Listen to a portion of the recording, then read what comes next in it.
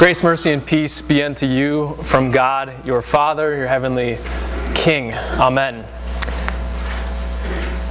Well, I got a phone call from my brother about 8 years ago now.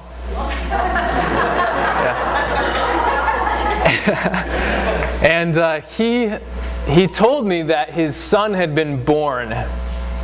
And so they had been awaiting the birth of this child, Riley, who was a huge baby, just like Leo was. And he came by C-section, and I was not even close to having kids at that time, and I was excited about this. And I asked him, well, what was it like?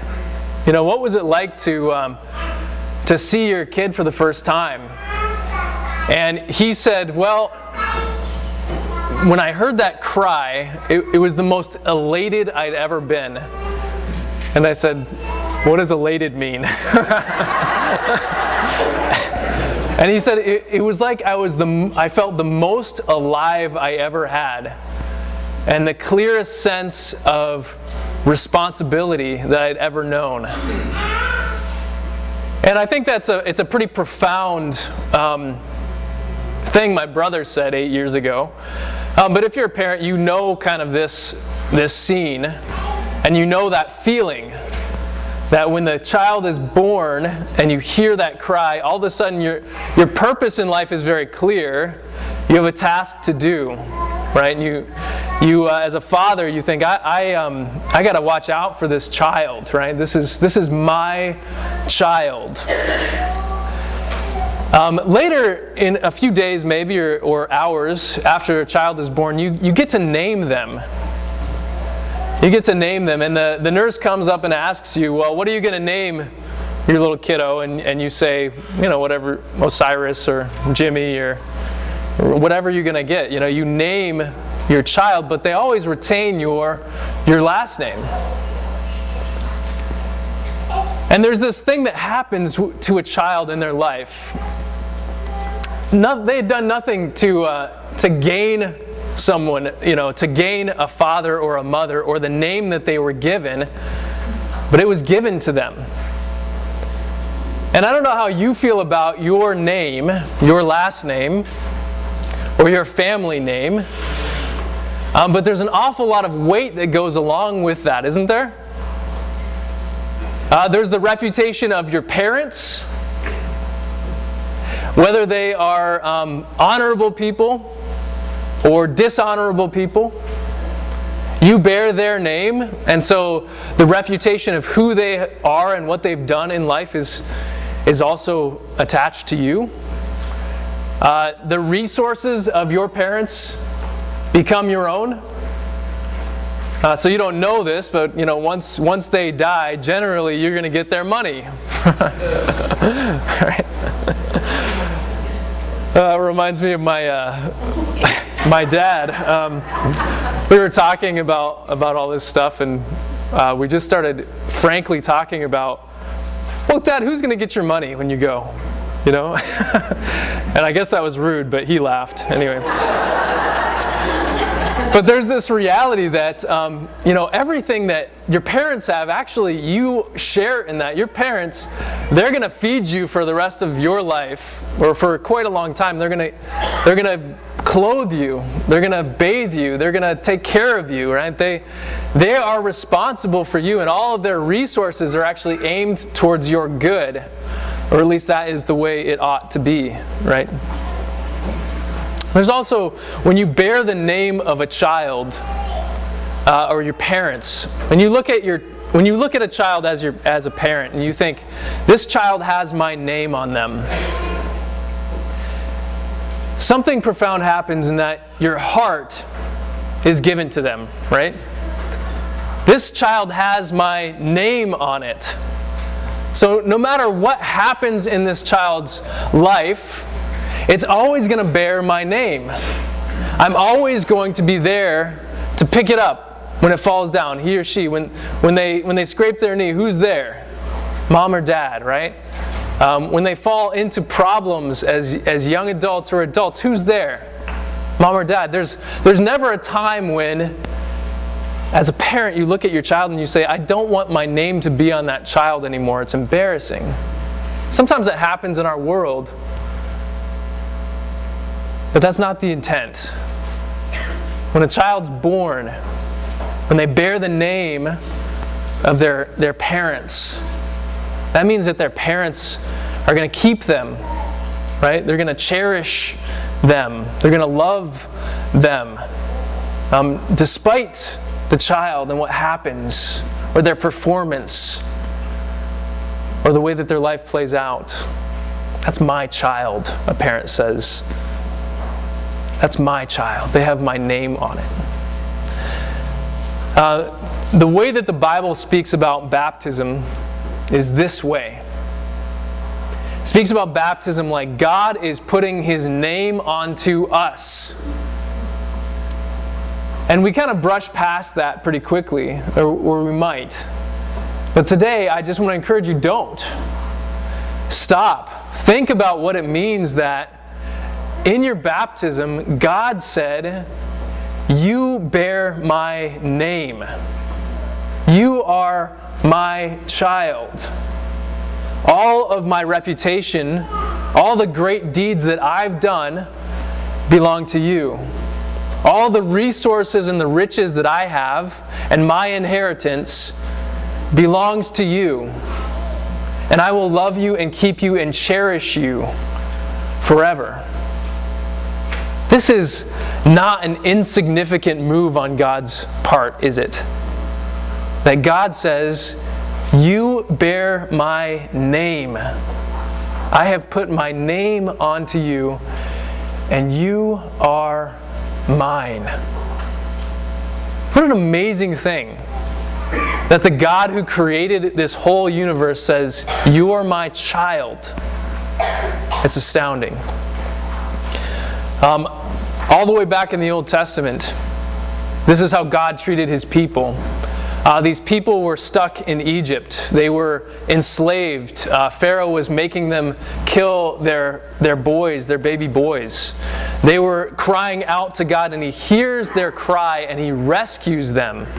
And He pulls them out of Egypt, out of all of the slavery and the oppression that they knew, and He brings them to a good land, a promised land. And then He tells Moses to tell Aaron to bless the people in a specific way. And we read it together. And you may have recognized the words, actually, from our very worship. But He says, say to them, the Lord bless you and keep you. The Lord make His face shine upon you and be gracious to you. The Lord lift up His countenance upon you and give you peace. So shall they put my name upon the people of Israel, and I will bless them. Now, I want you to notice a few things about this story. What did the Israelites do to deserve any of this? Nothing. It's not like God just said, wow, those Israelites are doing a great job in slavery, and they're really building some good bricks, and they're being kind to each other, and so now I'm going to get them. He said, no, I heard your cries, you were powerless, and I rescued you. And I'm going to put my name onto you, and I will bless you because my name is fixed to you. It's not like they were doing anything, but God says over and over, put my name on these people, and I will be their God, and they will be my people, and I will bless them. Just because they bore the name of God, Yahweh, they were blessed by Him. And all of the reputation of Yahweh went along with them and was given to them. So all of the acts that He did, saving them from Egypt, destroying Pharaoh's armies, marching them through the Red Sea, all the 10 plagues, all of the mighty things that He did for them now belonged to them. They were part of their story too, right? All of the riches, they didn't earn Canaan. They didn't do anything for that. It was just given to them as an inheritance. They literally were just blessed because God put His name onto them. All of these things were just given. just given to these people, and God puts his name onto them. And then all the way in the time of Jesus who died on the cross, was risen from the dead, and was about to ascend into heaven, he stops and talks to his disciples and says, "Go and make disciples of all nations, not just Israel, and do it in this way. Baptize them into my name." Into my name. Again, it's not like people are doing anything to be worthy of this, but the people are coming to them, crying out for mercy, and God baptizes them and puts his name onto them. And this is how God works. And it's how he has worked in your life too. When you were baptized, God put his name onto you. And along with his name comes his reputation of what he's done. He raises people from the dead. He paid for all the sin of the whole earth with Jesus. All of those mighty acts belong to you. You're baptized into his name. All of his resources now belong to you. You are given an eternal inheritance along with Jesus, which, if you know what Jesus is about to inherit, it's the entire creation. Is given to you because you bear the name of God. Now, this is almost too wonderful to believe, isn't it? And we actually, we might be tempted to be bored at this idea. Yeah, God saved me, put his name on me, well, so what? But think about this. Honestly, one of my greatest fears as a parent is that I will have to go through a situation where my child goes a way I don't want them to go. Right? Or where some of my actions, or some of my resources, or some of my reputation do not help my child, but hurt them and hinder them. And I think parents in the room, this is one of your greatest fears. You can talk to your kids about this too.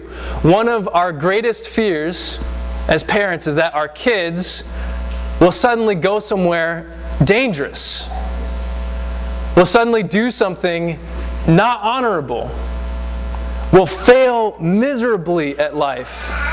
And we will see our own actions in them. That we have not done enough.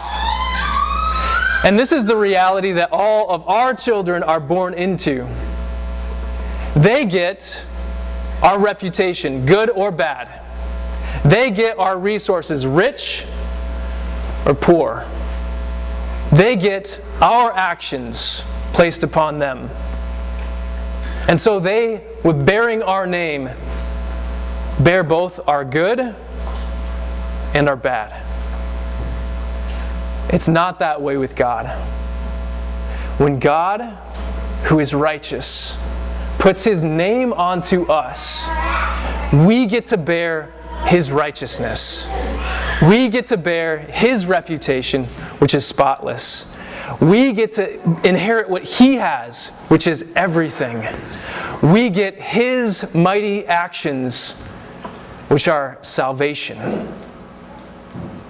And so what else would happen when you bear the name of God? In that you are once and for all eternally saved. God has put his name onto you.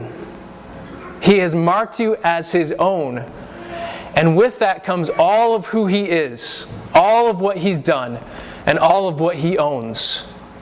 And this is an eternal heritage from a Father that does not mess up. How beautiful that is. And you and I can take great hope in this grace. God has put his name onto us, and we bear it.